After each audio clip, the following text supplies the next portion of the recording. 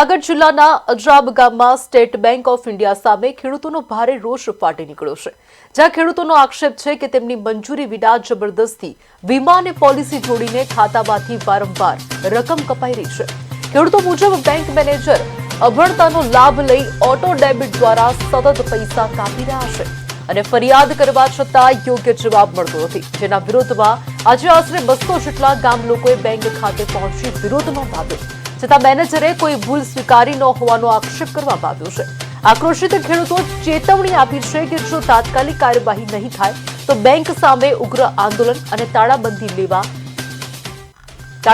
જેવા પગલાં લેવામાં આવશે।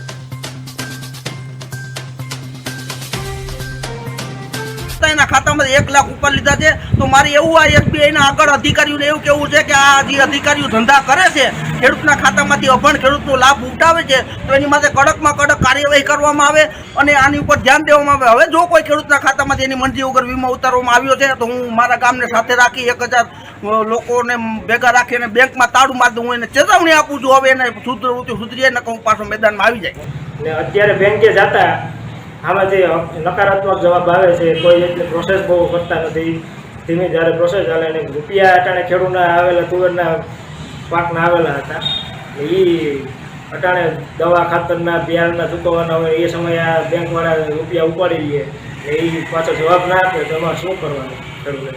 એટલા માટે હવે અમારે એટલી જ માંગ છે કે કાર્યવાહી થાય કર્મચારીઓ ઉપર જે આ બેંકમાંથી રૂપિયા ખોટી રીતે ઉપાડે।